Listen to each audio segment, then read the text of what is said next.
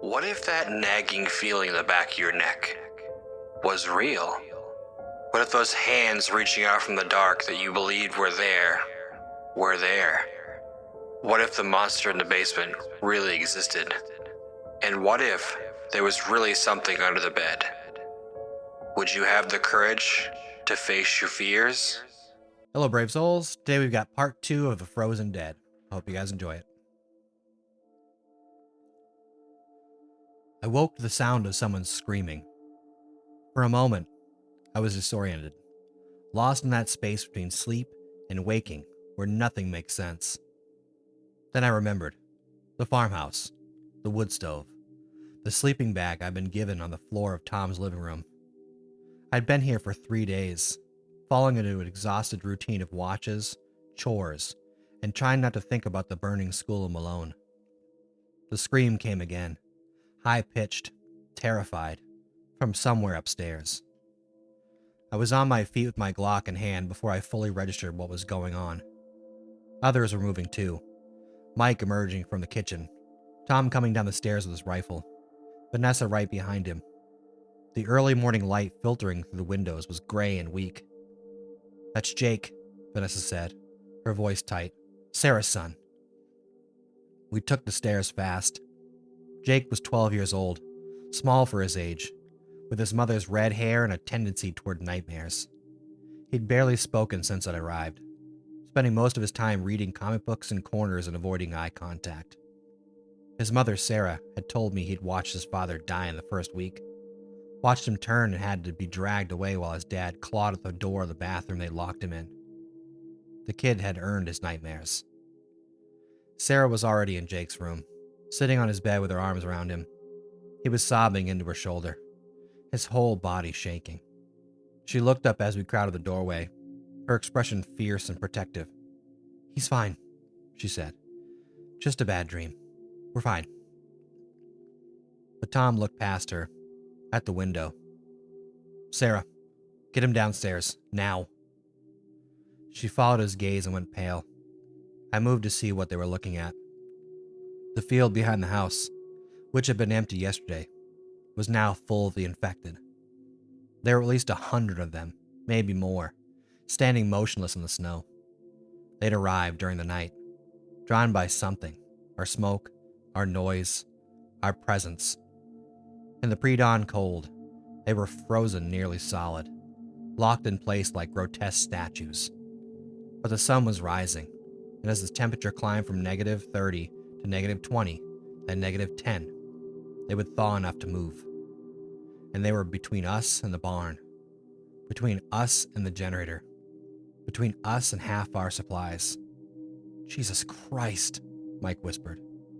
Tom's face was grim. "Everyone downstairs. We need to talk." We gathered in the living room, the wood stove throwing heat that suddenly felt inadequate against what was waiting outside. Tom pulled out a hand-drawn map of his property and spread it on the coffee table. "Okay," he said, his voice steady despite the situation. "Here's what we know. We've got at least 100 of them in the backyard. Could be more in the woods. We can't see far enough to tell. They're mostly frozen, but by midday, they'll be mobile." "Why now?" Sarah asked. Jake pressed against her side. "We've been here for weeks without this many showing up." Vanessa answered.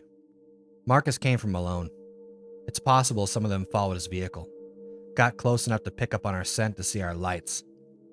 Or maybe they're migrating, looking for prey. We don't really understand their behavior patterns yet." "Doesn't matter why," Mike said. "Matters what we do about it."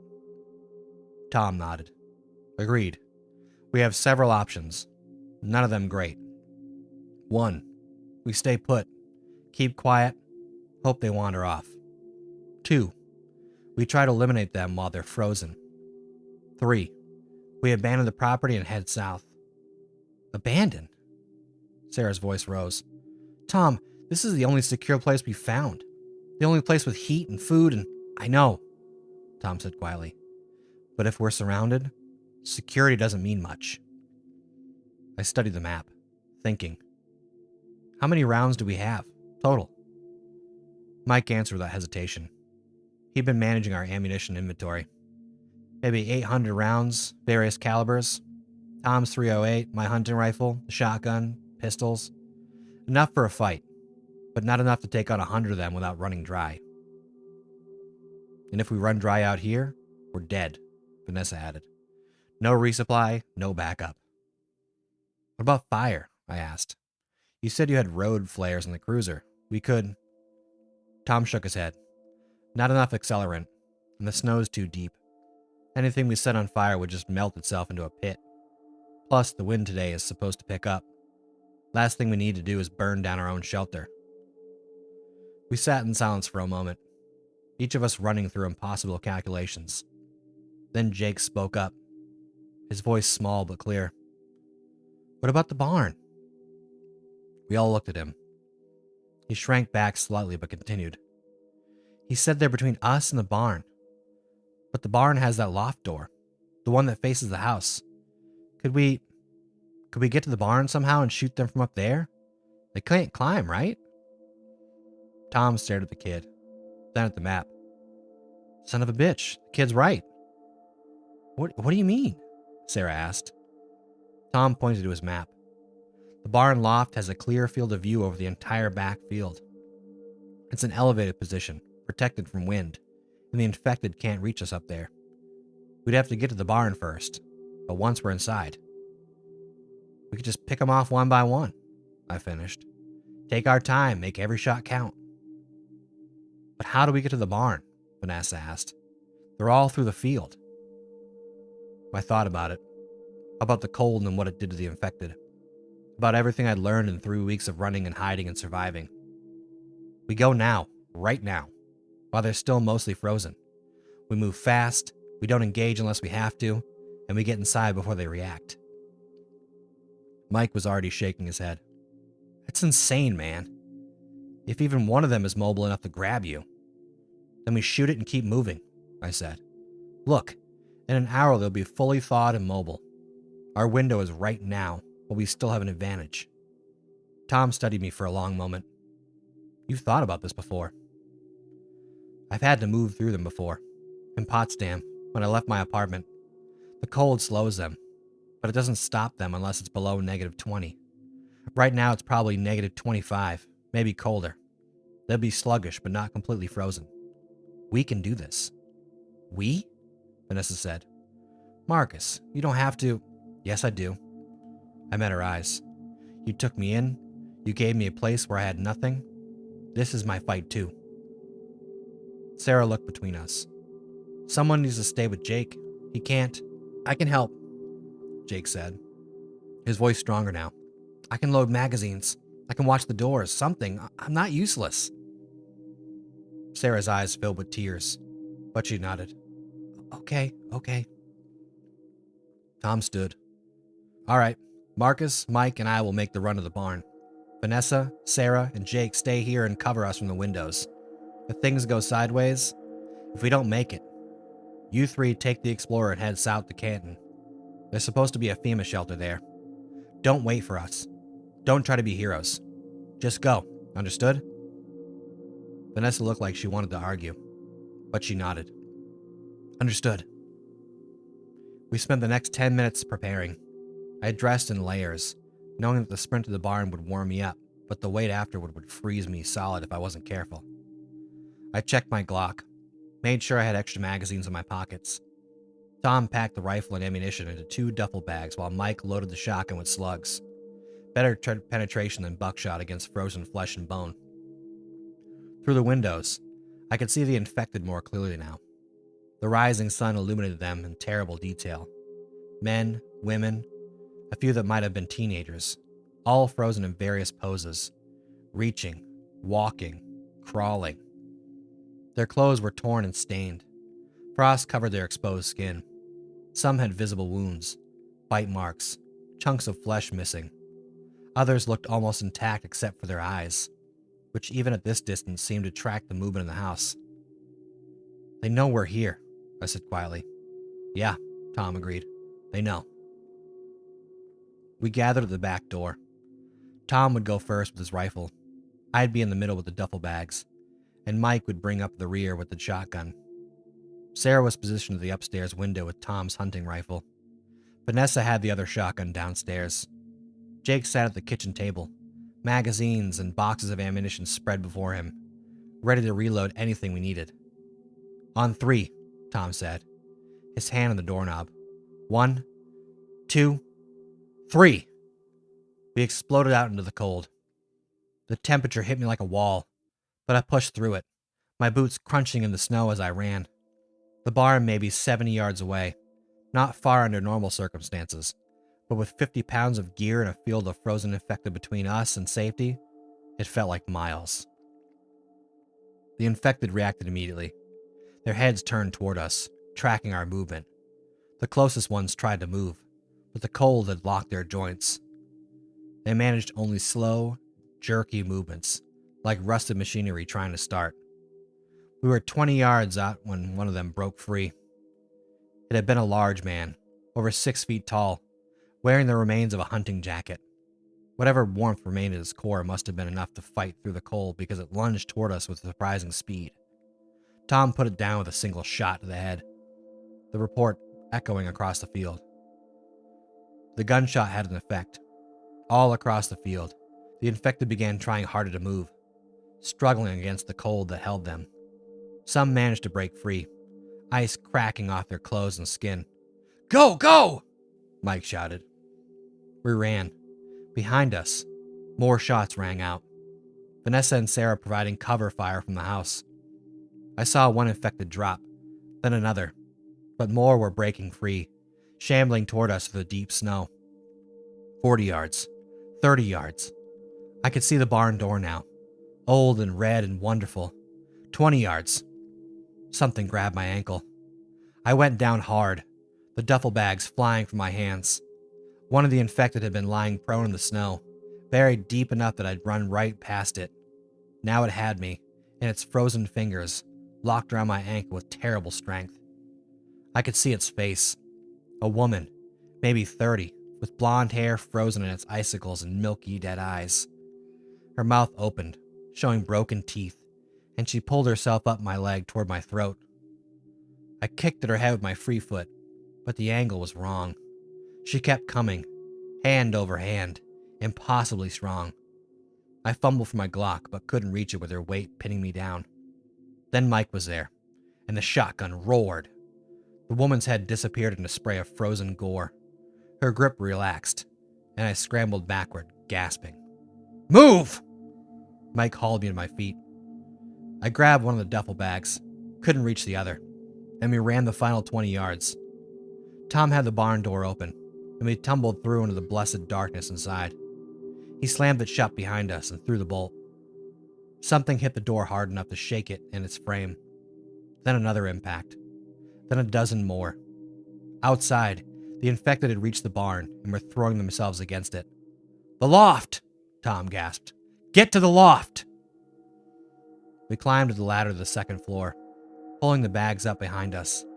The loft was filled with hay bales and old farm equipment, but it also had a large opening that faced the house. The door Jake had mentioned, used for loading hay into the loft from a truck below. Tom pushed it open, and cold air flooded in along with morning light. The field below was a nightmare. At least 80 infected were now mobile, shambling through the snow toward either the barn or the house. More was still breaking free from the grip of the cold. They moved slowly, almost comically so, but there were so many of them. "Start shooting," Tom said, settling into position. "Aimed fire. Make every round count." I laid out magazines in a neat row, took a prone position next to Tom, and looked through my rifle scope.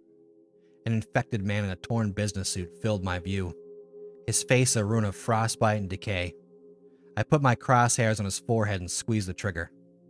The rifle kicked against my shoulder. The man dropped. Next to me, Tom fired. Another one down. Mike was loading his hunting rifle, taking his time with each shot. We settled into a rhythm. Identify target. Aim. Fire. Reload. The infected kept coming, drawn by the noise and movement, and we kept shooting.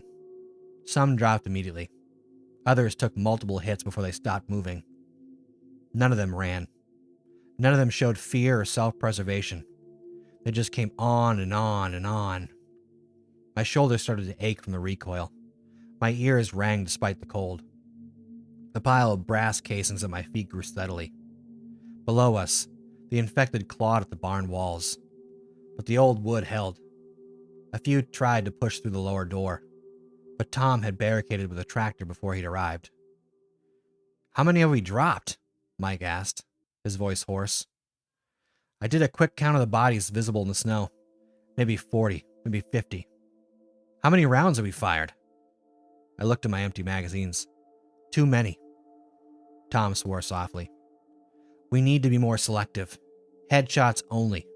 Don't waste ammunition on body hits. And for God's sakes, make sure they're actually down before moving on to the next one." We adjusted our strategy. The shooting slowed, but became more efficient. I watched through my scope as an infected woman struggled toward the house, waited until she was clear of the others, fired once. She dropped and didn't move. Moved to the next target. The sun climbed higher. The temperature rose, still well below zero, but warm enough that the infected moved more easily. They were streaming out of the woods now, drawn by the sound of gunfire. For every one we dropped, 2 more seemed to appear. "This isn't working," Mike said. "It's too many." He was right. We'd made a dent, but the sheer numbers were overwhelming, and our ammunition was running low. I was down to 3 magazines. Tom had 4. Mike had about 20 rounds left from his hunting rifle. Then I heard it. A sound that didn't belong. A mechanical rumble coming from the south. "You hear that?" I said. Tom cocked his head. "Sounds like an engine. A big one." We all moved to the loft door, looking south toward the road. Through the trees, I caught a flash of movement. Then it emerged into the clearing, a massive yellow snowplow, county highway stamped on its side, pushing through the snow at surprising speed, and sitting in the cab. "Is that a woman?" Mike said. It was. I could see her clearly now through the snowplow's windshield. A black woman with short gray hair, wearing what looked like a highway department coat. She was heading straight toward the house, and she was going at least 30 miles an hour. "What the hell is she doing?" Tom wondered. We were about to find out. The snowplow plowed, literally, into the cluster of infected near the house. Bodies flew through the air or disappeared under the massive blade. The woman didn't slow down. She carved through them like they were nothing, the plow's blade throwing infected aside like snow. She made a wide loop around the property, smashing through groups of infected, crushing them under the plow's wheels. It was the most violent, efficient, and frankly insane thing I'd ever seen since this all started. After her third pass, she pulled the plow up to the house and laid on the horn. 3 long blasts. Vanessa appeared at the upstairs window, looking as shocked as we were. The woman in the plow cab rolled down her window and shouted something we couldn't hear from the barn. "Cover me," I said to Mike and Tom. "I'm going to the house." "Marcus," Tom started. "She just saved our asses. Least I can do is say thank you." I climbed down from the loft and unbolted the barn door. A few infected were nearby, but the cold had slowed them again, and I was able to slip past. I ran to the house, keeping low. Vanessa had the back door open. "Who is she?" Vanessa asked as I came inside. "No idea, but she's either the craziest person I've ever seen or the best friend we're going to have." The woman had climbed down from the plow and was standing by the front door. Up close, I could see she was in her 60s, with laugh lines around her eyes and a competent grip on the pistol she carried. She smiled when she saw us. "Name's Gloria Henderson," she said. "I worked for Jefferson County Highway Department for 35 years. Figured the county didn't need this plow anymore, so I borrowed it." She looked at the field full of bodies and the infected still struggling through the snow. "Looks like you folks could use a hand." Gloria's arrival changed everything. Over the next hour, she made methodical passes through the field with the snowplow, crushing or scattering the infected. The ones that remained were sluggish enough that Tom, Mike, and I could pick them off from the barn loft. By noon, the field was clear except for dozens of bodies and a lot of churned, bloody snow. We gathered in the house, all of us now, including Gloria, and I got my first good look at our savior. She was shorter than I expected, maybe 5'4", with a stocky build and hands that looked like they'd spent decades gripping steering wheels and tools. Her hair was completely gray, cut short and practical. She wore insulated Carhartt overalls over a fleece jacket and steel-toed boots that had seen better days. "So," she said, accepting a cup of coffee from Vanessa, "you folks been here long?" Tom explained our situation. The farmhouse, the supplies, the plan to survive winter. Gloria listened, nodding occasionally, her eyes sharp and assessing. "Good setup," she said when we finished. "Better than most. I've been driving around for the past week, checking on people, seeing who's left. Slim pickings, I'm afraid. Most folks either turned or ran south when it got bad." "Where are you staying?" Sarah asked. "Highway Department garage in Canton. It's secure, got fuel for the plow, and there's a break room with a space heater and a couch. Been making runs up and down Route 11, clearing roads, helping where I can." She took a sip of coffee. "Found 3 other groups up of survivors so far, all of them fortified in place, trying to wait out the winter." "How many total?" I asked. "Maybe 40 people, all told. Used to be more." Her expression darkened. "Lost a group of 12 in Governor last week. They had a good position in the old bank building, but they got careless. One of them turned inside the perimeter, and it spread fast. By the time I heard about it, there was nothing left but bodies." We sat in silence, absorbing that. 12 people, gone in a matter of hours. It could have been us. "The infected," Mike said. "Where are they all coming from? We've killed hundreds. They're always coming." Gloria set down her coffee cup. "Best I can figure, they're migrating. The cold is pushing them south and east, looking for any remaining warm bodies. Every population center, Watertown, Messina, Ogdensburg, even little places like Potsdam, had thousands of people when this started. Now those thousands are wandering around, looking for food. And we're food." "What about the government?" Vanessa asked. "The military, the CDC, anyone in charge?" "Fort Drum went dark 2 weeks ago," Gloria said flatly. "I tried to reach them on the radio. Nothing. Either they're gone or they're sealed themselves off completely, and I haven't heard any government broadcasts in 10 days. Far as I can tell, we're on our own." "What about Canada?" Tom asked. "The border is only 20 miles north." Gloria shook her head. "Locked down tight. I drove up to Cornwall Bridge. They've got military on the other side with orders to shoot anyone who tries to cross. Americans, Canadians, doesn't matter. They're not letting anyone in."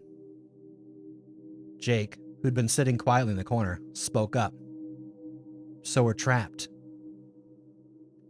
Gloria looked at him with surprising gentleness. "Yes, son, we are. But being trapped doesn't mean being helpless. It means we adapt, we survive, and we look out for each other. That's all we can do." I thought about Malone, about David and his family, about all the ways this could have gone differently if people had just worked together from the start. "You said you found other groups. Could we, I don't know, communicate with them? Coordinate?" "Already doing it," Gloria said. "I've got a CB radio network set up. Every group I find, I give them a radio and a schedule. We do check-ins twice a day. Share information, warn each other about infected movements. It's not much, but it's something." Tom leaned forward. "What do you need from us?" "Same thing I need from everyone. To survive. Keep this position secure. Help when you can. And if you got anyone with useful skills, let me know. We're going to need mechanics, medics, people who can work with their hands. The more we can pool our resources, the better chance we all have." Vanessa raised her hand slightly. "I'm a nurse, RN.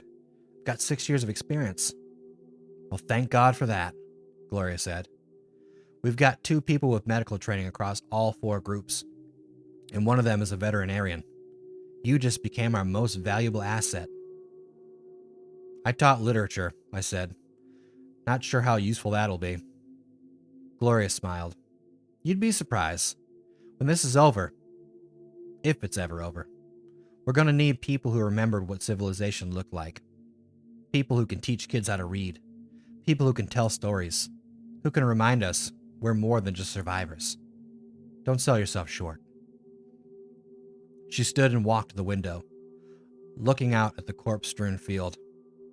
Here's what I think. We've got maybe 3 months of deep winter left. January and February are going to be brutal. Colder than anything we've seen so far. The infected will slow down. Maybe stop moving entirely if it gets cold enough. That's our window. That's when we need to consolidate, gather supplies, and fortify positions. Come spring, when they thaw out. She didn't need to finish. We all knew what was happening in spring. So we prepare, Tom said. We work together, we stay alive, and we prepare for spring. Exactly. Gloria turned back to us. I'm going to keep making rounds, checking on groups, clearing roads when I can. But I'll stop back here every few days. If you need anything, supplies, information, help, you use that radio I'm going to give you and you call. Someone will answer. We're all in this together now. We spent the rest of the day working. Tom and Mike reinforced the barn doors. Sarah and Jake inventoried our ammunition and supplies. We were lower than comfortable, but not desperate yet. Vanessa organized a medical kit from various supplies scattered around the house, and I helped Gloria get the snowplow ready for her next run. You're not from around here originally, Gloria said as we checked the plow's hydraulics. It was a statement, not a question. Buffalo, I said. Came up here for the teaching job 8 years ago. What made you stay? I thought about it. I don't know. Quiet, maybe. Buffalo was crowded, loud, always moving. Up here, things were slower. I could think. And your family? The brother you mentioned to Tom? My hand stilled in the wrench I was holding. Dead, probably. I found his house in Malone. Found a note said he'd gone to the high school shelter. The school was burning when I got there. Full of infected. I couldn't. Gloria put a hand on my shoulder. You survived. That's what matters. Your brother would want you to survive. He had kids, I said quietly. A boy and a girl. 8 and 5. They called me Uncle Mark. I know. Gloria's voice was gentle. I lost my daughter and her family in Watertown. First week. She was a teacher too, at the middle school. Husband was a cop. They had 3 kids. She was quiet for a moment. I didn't find them. Maybe that's better. Maybe not. I know they're gone. And I know I'm still here. I have to do something with that. So I drive around in a stolen snowplow and try to save whoever's left. It's not much, but it's something. I looked at this 60-something woman who'd taken a county snowplow and turned it into a weapon against the apocalypse. I felt something shift inside me. For 3 weeks, I'd been running, surviving, focused only on the next hour, the next day. I'd lost my family, my home, my purpose. But maybe there was something else. Maybe there was this, helping strangers survive, being part of something larger than my own grief. When you come back, I said, I want to come with you. On your rounds, I can help. Gloria studied me. It's dangerous. Every time I go out, I might not come back. I know, but sitting here waiting for spring, I can't do that. I need something to do. She nodded slowly. All right, next time I come through, you can ride along. But you follow my lead. You do what I say. And if I tell you to run, you run. Deal? Deal. We finished with the plow as the sun was setting. Gloria gathered us all together for one final conversation before she left. I'm going to give you this, she said, handing Tom a CB radio. Channel 19. Check-ins are at 0800 and 2000 every day. If you miss a check-in, we'll assume you're in trouble and someone will come looking. If you need immediate help, use the emergency protocol. Repeat Mayday 3 times followed by your location. Tom took the radio like it was precious. Thank you for everything. Don't thank me. This is just the beginning. Things are going to get worse before they get better. If they get better at all. But at least we're not alone anymore. She climbed back into the snowplow, and we watched her drive away, the big yellow machine disappearing into the gathering darkness. When she was gone, we went back inside and gathered around the wood stove. Well, Mike said finally, that was something. She's right, though, Tom said. We need to prepare for spring, which means we need more ammunition, more food, more fuel. We need to expand our capabilities. And we need to connect with those groups, Vanessa added. Pool our resources, share information. We're a lot stronger together. Sarah looked at Jake, then at the rest of us. My son suggested the barn strategy today. He helped save all of us. I think we need to remember that anyone can contribute anything. Even kids, especially kids. They're going to inherit whatever we leave them. Jake flushed but didn't look away. I just wanted to help. You did, I told him. You absolutely did. We talked late into the night, making plans, discussing strategies, trying to see a path through the endless winter. When I finally crawled into my sleeping bag, my mind was full of possibilities. For the first time since this started, I felt something other than grief and fear. I felt hope. Outside, the temperature was dropping toward -30. The wind howled around the farmhouse, rattling windows and driving snow against the walls. Somewhere in the darkness, the infected were freezing into temporary stillness, locked in place until the sun returned and thawed them enough to hunt again. But inside, we were warm. Inside, we were together. Inside, we were making plans to survive. That night, I dreamed of Emma and Liam, but for the first time, it wasn't a nightmare. They were playing in the snow that was clean and white, laughing, and when they saw me, they waved. I waved back, and when I woke up, I could still hear their laughter. It was enough to keep me going. Gloria returned 4 days later. It was late morning, and I was on watch in the upstairs window when I heard the distinctive rumble of the snowplow engine. She emerged from the tree line, the big yellow machine cutting through fresh snow that had fallen overnight. But something was wrong. She was driving faster than usual, and she laid on the horn immediately. 5 short blasts. Our emergency signal. Everyone up! I shouted down the stairs. Gloria's back and she's signaling trouble. We grabbed weapons and ran outside. Gloria was already climbing out of the plow cab, and I could see someone else in there with her. A figure slumped in the passenger seat. Need Vanessa, Gloria shouted. Got wounded. Vanessa was there in seconds, medical kit in hand. Together, we helped the passenger out of the cab. It was a man, maybe 40 years old, with a makeshift bandage wrapped around his left arm. Blood had soaked through the cloth, and his face was gray with pain and shock. Bite? Tom asked, his voice hard. His rifle up, pointed to the ground but ready. No, Gloria said firmly. Frostbite, severe, and a cut from broken glass. He's not infected. We got him inside and laid him on the couch. Vanessa immediately went to work, cutting away the bandage to reveal the wound underneath. The man's hand was black with frostbite up to the wrist. Above that was a deep laceration that was definitely infected, but with bacteria, not the virus. What happened? Vanessa asked as she worked. His name is Robert, Gloria said. He was part of the group in Canton, the one holed up in the old firehouse. They got hit last night. Big group of infected, maybe 200. Most of them got out, but Robert got separated, broke through a window trying to escape, fell in a snowbank and couldn't get his hand out for almost an hour. By the time I found him, he'd been wandering for 6 hours in -20-degree weather. Robert's eyes were closed, but he was breathing. Vanessa looked up at us, her expression grim. The frostbite is severe.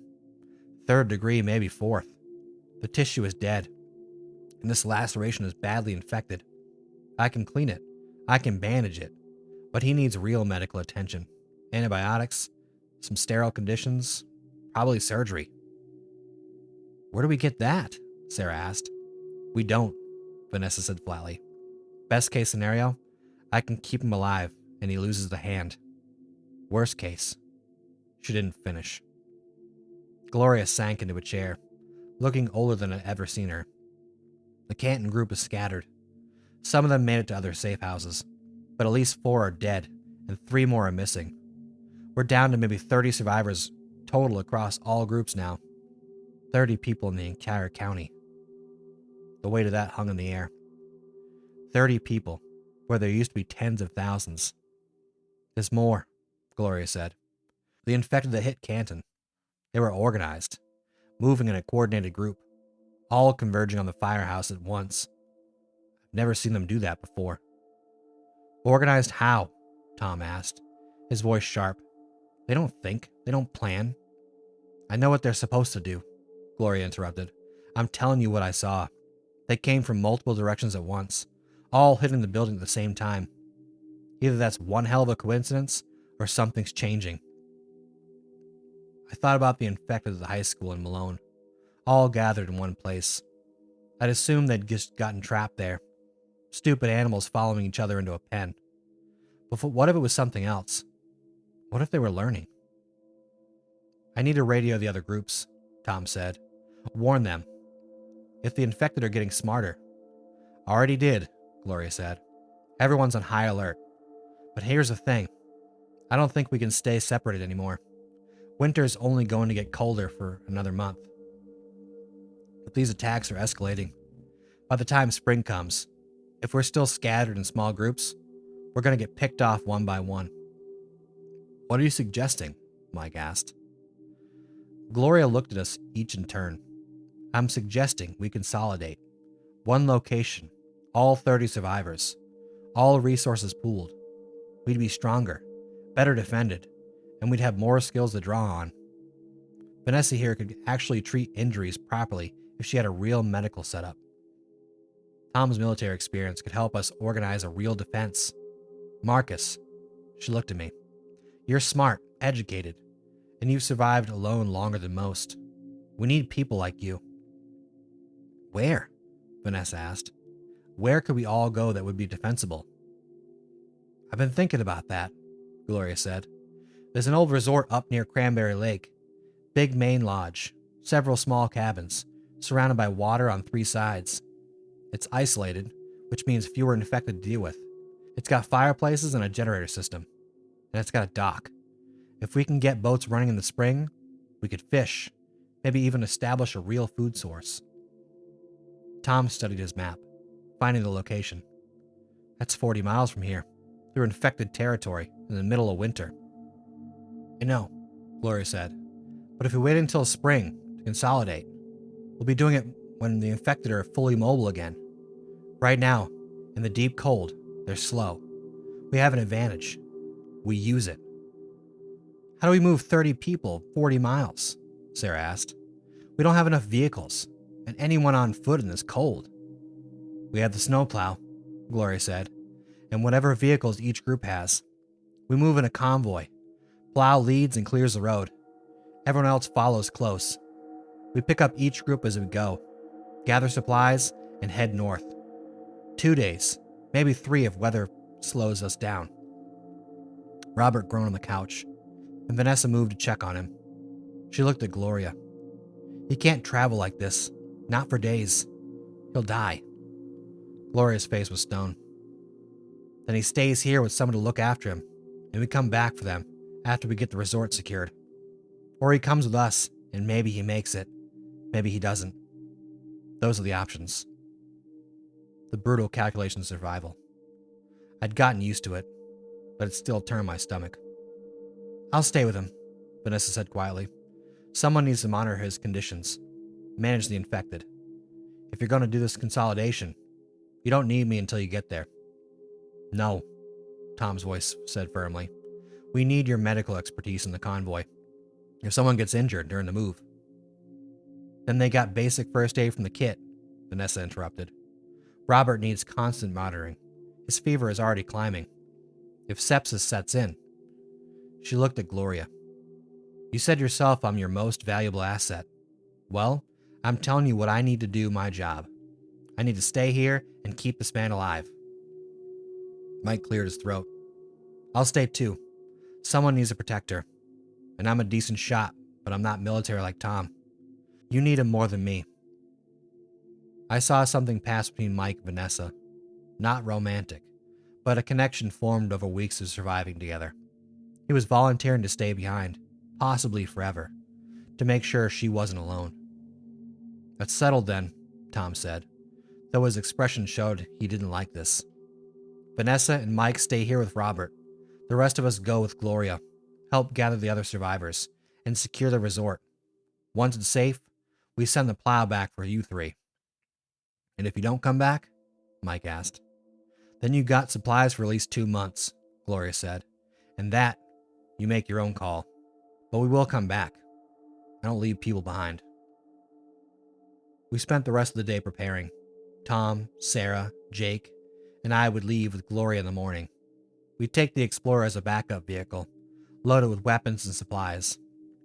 The plan was to hit the nearest survival group in Governor first, about 15 miles south, then work our way back north, gathering people and supplies until we reached the resort. That night, we had something approaching a real meal. Sarah had rationed a frozen venison roast that Tom had in his freezer, and she cooked it over the wood stove with some preserved vegetables. It wasn't much, but it felt almost normal. We sat around the stove, plates balanced on our laps, and for a little while, we weren't survivors in an apocalypse. We were just people sharing a meal. Tell me something, Jake said suddenly. He was looking at me. What was your favorite book? Like of all time? Everyone looked at him, then at me. I thought about it. East of Eden, I said finally. Steinbeck. It's about family, about choice, about the capacity for both good and evil in human nature. There's this idea in it. Time shall. It's Hebrew, means thou mayest. Not thou shalt, or thou shalt not, but thou mayest. You have the power to choose. Choose what? Jake asked. Everything. Who you're going to be, how you're going to act, whether you're going to give it to despair or keep fighting. Even in the worst situations. Especially in the worst situations. You still have that choice. The room was quiet. Then Gloria spoke. Time shall. I like that. She raised her coffee cup. To choice. To choosing to survive. To choosing to help each other. To choosing to be more than just scared animals running from monsters. We raised our cups and drank. It was probably the worst coffee I'd ever tasted, and it was perfect. Later, I found Vanessa outside on the porch.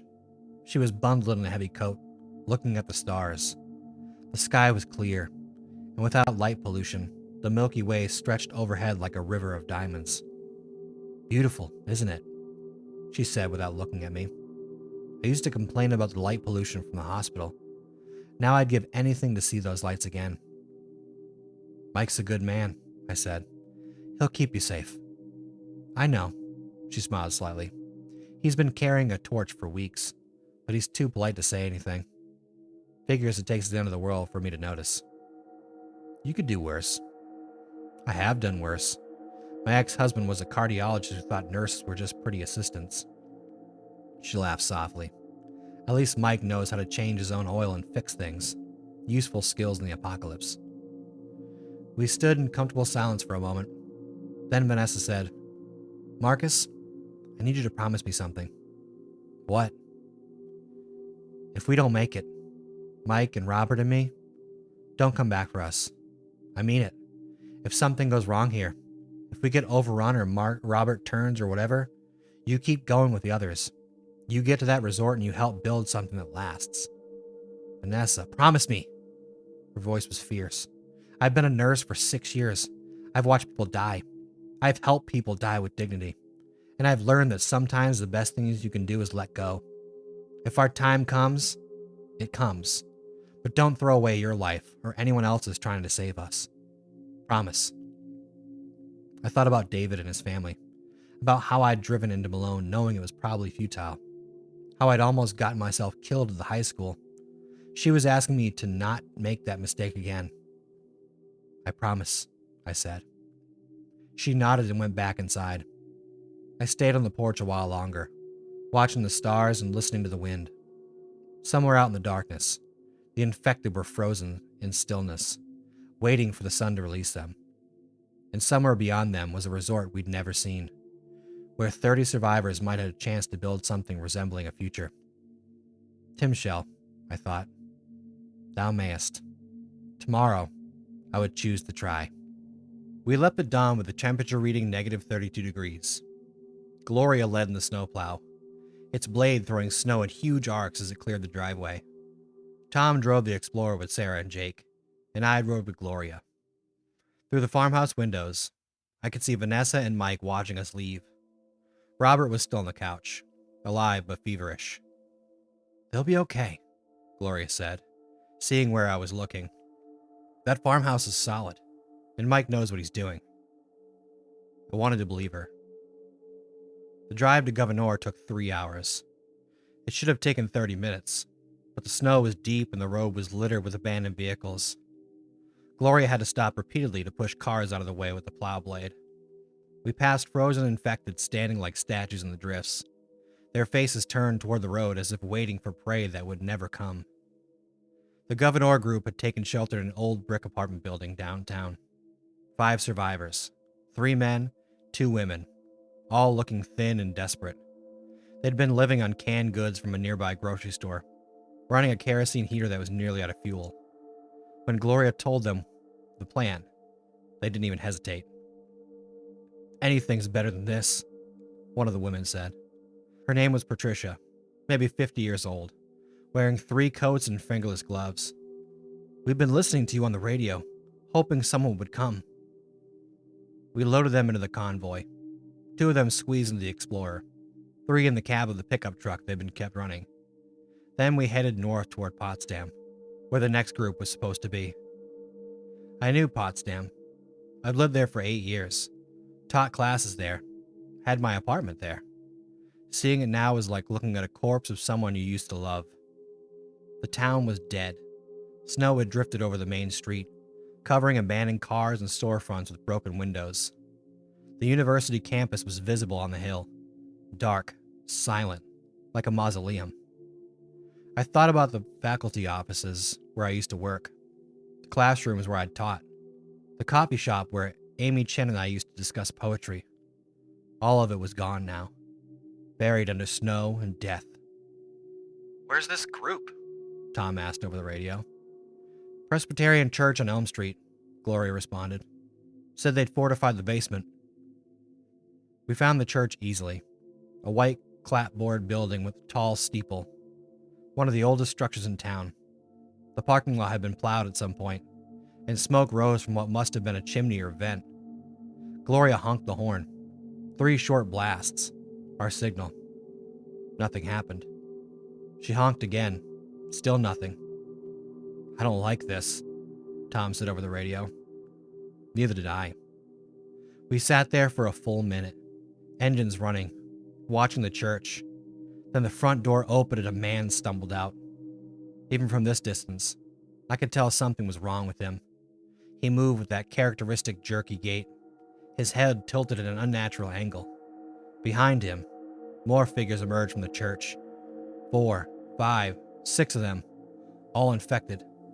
"Son of a bitch," Gloria breathed. "The group?" Tom asked over the radio, his voice tight.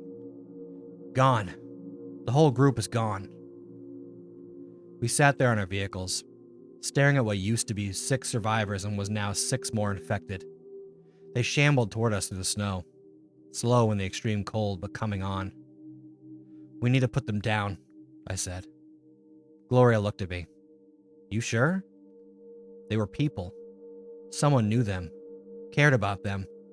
We can't just leave them like this. She nodded and picked up the radio. "Everyone out. We're clearing the church. Stay together. Watch your backs. And for God's sake, be careful." We formed a line. Me, Tom, and 2 men from the Governor group. Gloria covered us from the plow. Sarah stayed in the Explorer with Jake and Patricia. We advanced on the infected slowly, weapons ready. I recognized one of them. His name had been Father Michael, the church pastor. I had met him as a community event 2 years ago.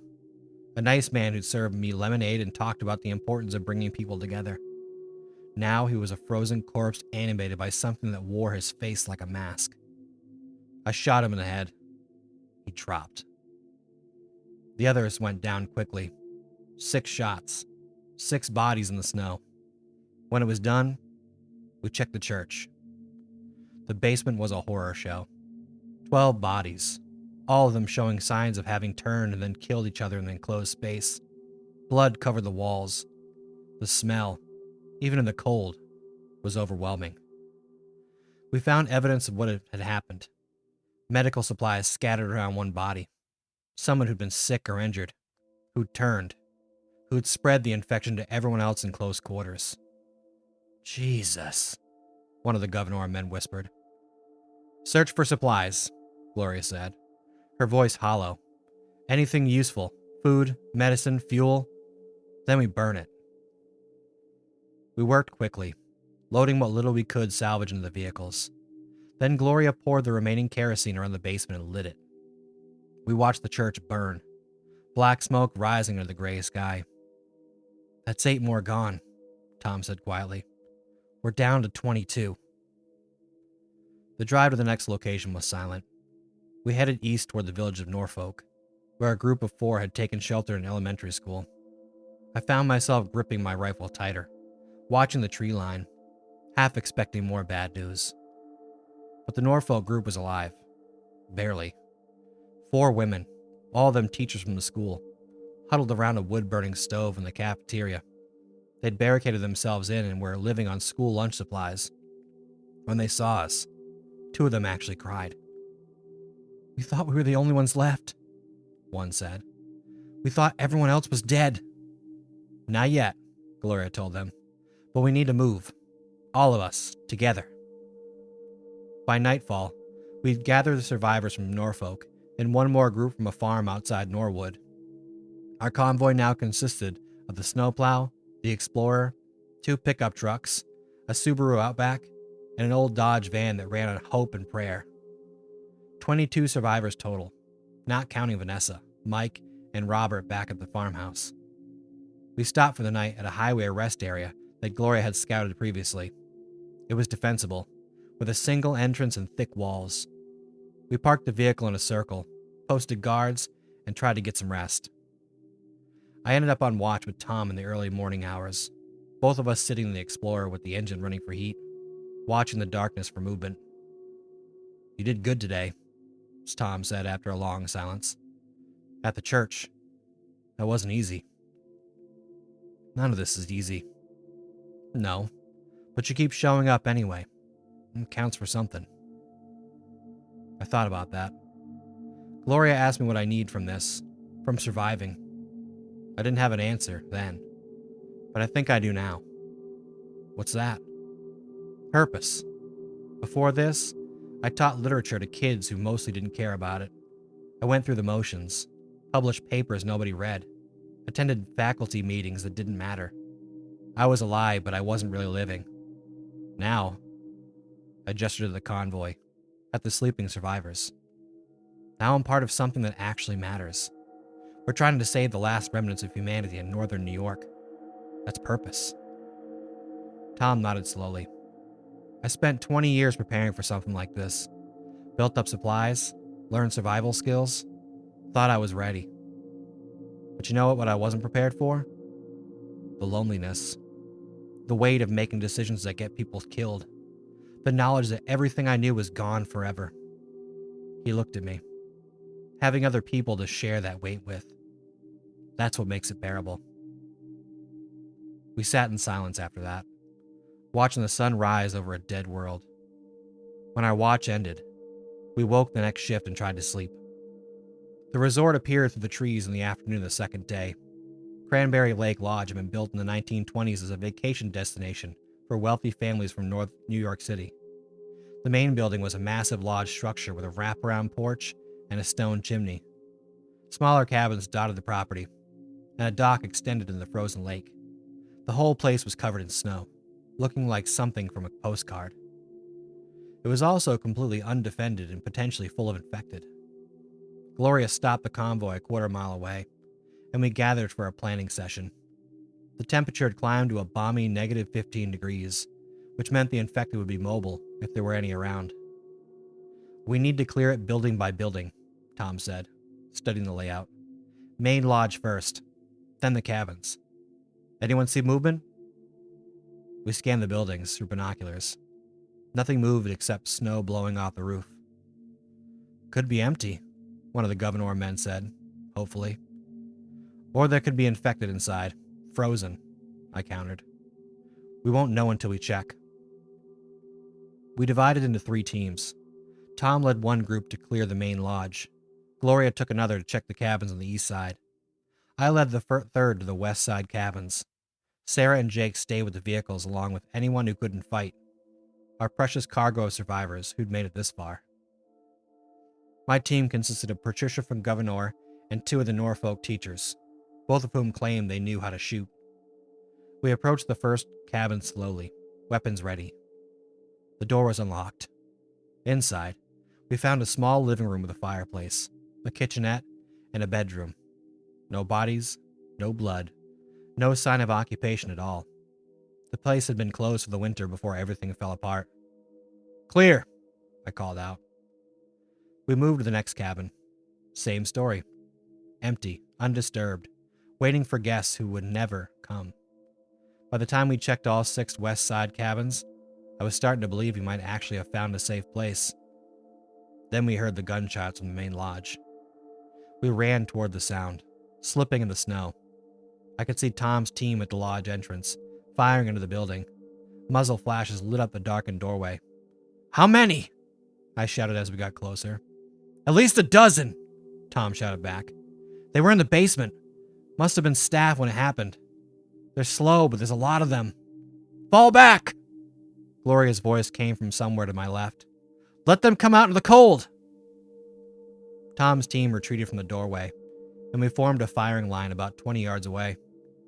The infected poured out of the lodge, not running, but shuffling with that horrible inevitability. In the daylight, I could see them clearly. Most wore service and industry clothes, polo shirts with the lodge logo, khaki pants, aprons. They'd been waiters, housekeepers, cooks. Now they were monsters. We opened fire. It took maybe 2 minutes to put them all down. 14 bodies lay in the snow when it was finished, steam rising from their wounds in the frigid air. We checked each one carefully. Sometimes they played dead, or were just wounded enough to be dangerous later. When we were sure they were truly gone, we finished clearing the lodge. The main building was spectacular. The lobby featured a 2-story stone fireplace, exposed log beams, and large windows overlooking the lake. There was a commercial kitchen, a dining hall that could seat 50, and a dozen guest rooms upstairs. The basement held storage, a generator room, and what looked like staff quarters, where the infected had been trapped. "This will work," Gloria said, looking around. "This will absolutely work."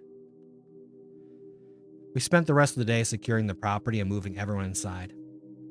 The generator system was intact, and one of the Governor men, a contractor named Steve, got it running using fuel we brought. Suddenly we had lights, heat from the baseboards, and running water from the well system. It felt like a miracle. That night, 22 survivors gathered in the main dining hall. We'd found food in the commercial freezer, a month's worth of meat, vegetables, and supplies that had frozen solid when the power went out. Gloria cooked steaks on the industrial range, and we ate like kings. "To Gloria," Tom said, raising his glass of melted snow water, "for getting us here alive." "To everyone," Gloria corrected. "We did this together." We drank to that. Then Jake spoke up. "What do we call this place? It can't just be the resort. It needs a name." "Sanctuary," one of the teachers suggested. "Too pretentious," Patricia said. "Haven?" another offered. "Too hopeful," someone else said. I thought about it. About everything we'd been through to get here. About the cold that had both saved us and nearly killed us. What about Timshell? I said. It means thou mayest. The power to choose. We chose to survive. We chose to come together. We chose to try. People looked at each other, trying out the word. Then Gloria nodded. Timshell. I like it. Place was built in the 20s. People back then knew about choosing to endure hard times. All in favor? Tom asked. Every hand went up. Then it's settled, Tom said. Welcome to Timshell. We spent that night making plans. The resort had space for more people. We could easily house 50. We had enough food for maybe 3 months if we were careful. The lake would provide water and fish in the spring. The woods around us held deer and other game. It wasn't sustainable forever, but it was a start. Tomorrow, Gloria said, I'd take the plow back to get Vanessa, Mike, and Robert. After that, we focus on fortification and gathering more supplies. There are still a few survivors scattered out there. We bring them here if we can. And we prepare for spring because when it comes... She didn't finish. But we all knew. When spring came, the frozen dead would thaw, and we'd face the real test of whether humanity could survive. But that was tomorrow's problem. Tonight, we were warm, we were fed, and we were together. I stood by the window, looking out the frozen lake. Behind me, I could hear people talking, laughing, making plans. Actual laughter, for the first time in weeks. The sound of people choosing to be more than just survivors. My reflection looked back at me from the glass. Thin, scarred, older than it should be, but alive. Still alive. Timshell, I thought, thou mayest. Tomorrow I would choose to keep going. Tomorrow I would choose to help build something worth surviving for. Tomorrow I would choose to hope. But tonight, I would simply stand here and listen to the sound of people being human again. And that was enough. Well, I hope you guys enjoyed that part of the story. Come back next time for part 3. And as always, remember to face your fears.